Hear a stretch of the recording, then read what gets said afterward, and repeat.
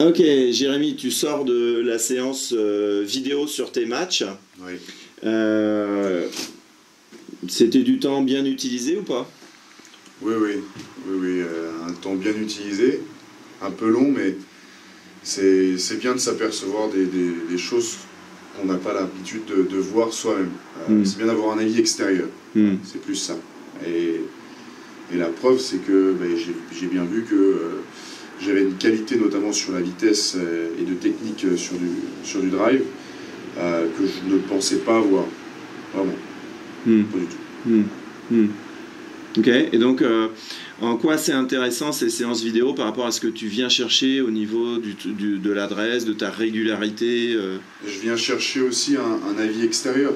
Toi, mais aussi là on est avec trois autres personnes. L'avis que l'on a est différent d'une autre personne. Donc au final on prend un petit peu de chacun et chacun le voit différemment et c'est ça qui est enrichissant là sur le travail de vidéo. Vraiment. Et comment tu vois que tu peux mettre ça en place maintenant pour la prochaine saison, vu qu'en plus tu as la chance de savoir où tu vas jouer? Ouais. Après, ça sera en discussion aussi avec un petit peu le coach. Bien sûr. Voir, comment ça peut se mettre en place.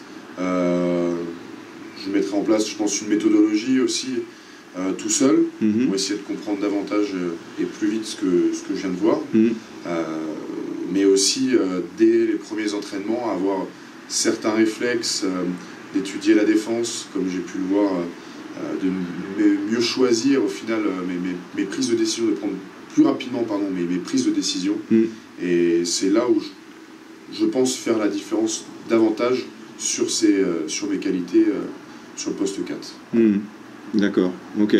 Donc comment tu comptes t'organiser après, avant la saison, c'est-à-dire entre juin et la saison pour t'entraîner?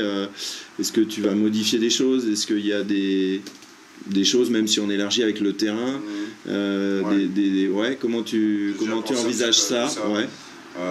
Notamment sur la flexion où j'ai beaucoup de mal à plier les jambes. Je vais beaucoup travailler ça, je pense, pour vraiment être performant sur ma puissance de jambes, etc.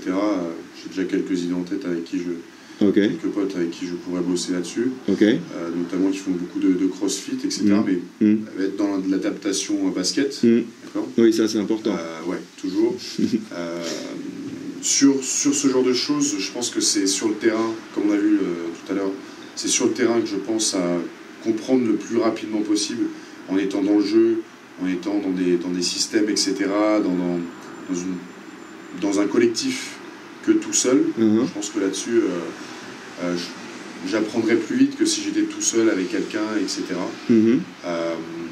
Sur quoi, après, il y a beaucoup de travail aussi seul, qu'on a vu sur le terrain, des mouvements correctionnels qui font que ça, c'est des choses que l'on peut faire tout seul sans aide de qui que ce soit. Et donc, au niveau de la technique shoot, sur tes entraînements, qu'est-ce que tu vas privilégier à l'entraînement?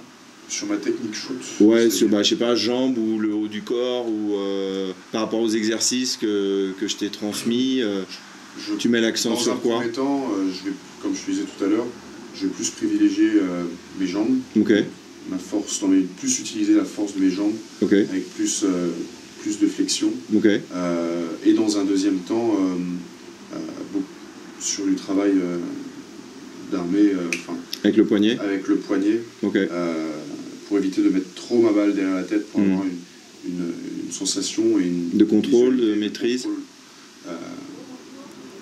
Plus, comment dire, où je vois plus la balle au final, plus la trajectoire du ballon. Ok, super, merci Jérémy. De rien. Tac.